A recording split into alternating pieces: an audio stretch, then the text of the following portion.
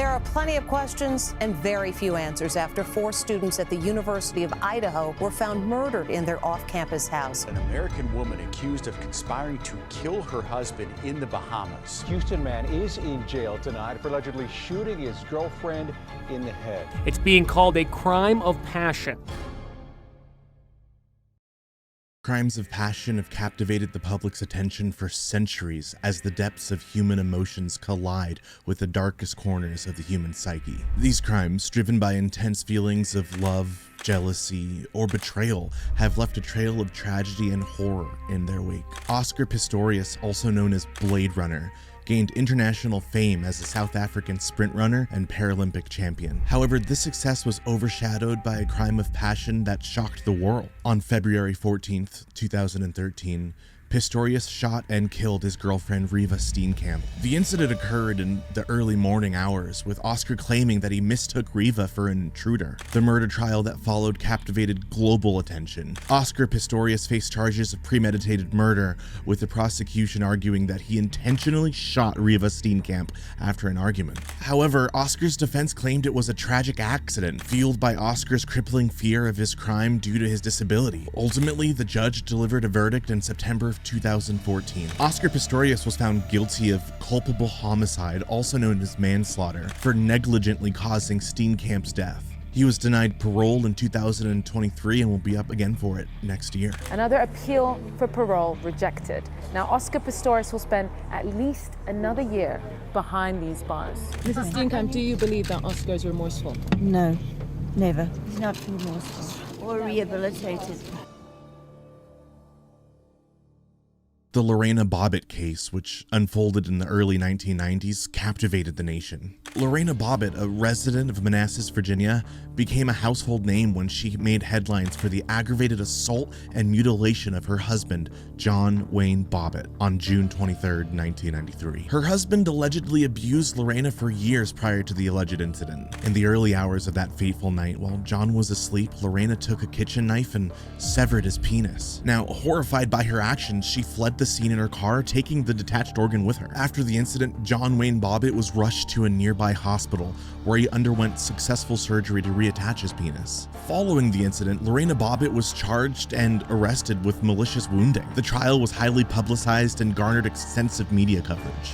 Lorena's defense argued that Lorena had been a victim of long-term domestic abuse, which led her to commit the act of mutilation in a state of temporary insanity. In 1994, Lorena Bobbitt stood trial for her actions. The jury found her not guilty due to temporary insanity.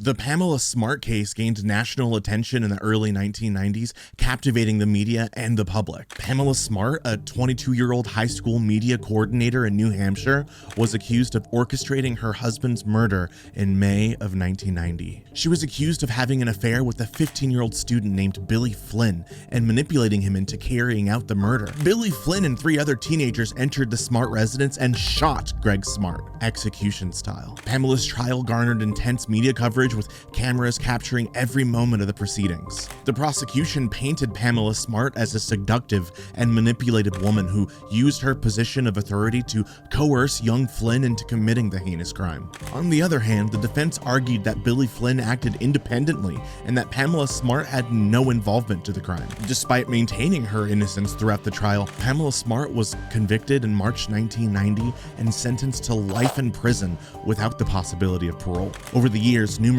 appeals were filed on Pamela Smart's behalf, arguing for a new trial or a reduced sentence. However, all appeals were ultimately denied, and Smart remains incarcerated.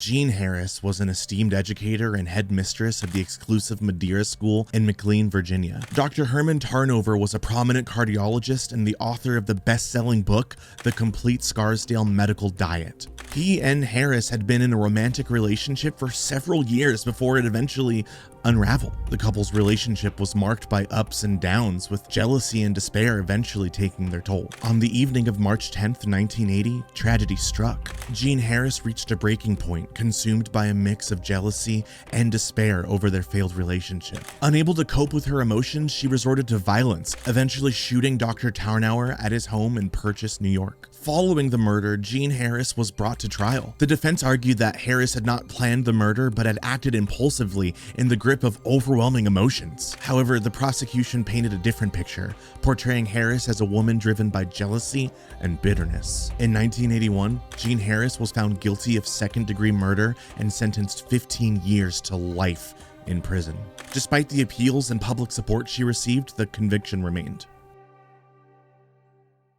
Betty and Daniel Broderick were married in 1969 and had 4 children together. Daniel was a successful attorney, while Betty put her ambitions on hold to support her husband's career and raise their family. However, as the years went by, Betty grew increasingly resentful of Daniel's success and grew distance between them. The couple's marriage began to unravel in the late 1980s when Daniel started an affair with his legal assistant, Linda Kolkena.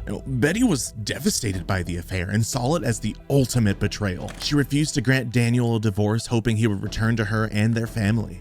And as the tensions escalated, Betty's behavior became more erratic. She vandalized Daniel's property, harassed him and Linda with threatening phone calls, and sent derogatory messages to her friends and colleagues. Despite these actions, Betty claimed she was the victim of Daniel's emotional abuse and manipulation. On November 5th, 1989, tragic events unfolded that would forever change the lives of the Broderick family. Betty entered Daniel and Linda's home early in the morning and shot them both to sleep. Daniel died instantly, while Linda succumbed to her injuries a few hours later. Betty was arrested and charged with 2 counts of second-degree murder. Her trial was highly publicized and captivated the nation, with many people divided over whether she was a cold-blooded killer or a woman pushed to the brink by years of emotional abuse. During the trial, Betty's defense team argued that she was a battered wife suffering from battered woman syndrome. They presented evidence of Daniel's alleged emotional abuse and argued that Betty's actions resulted from years of mistreatment. Ultimately, the jury found Betty guilty of second-degree murder,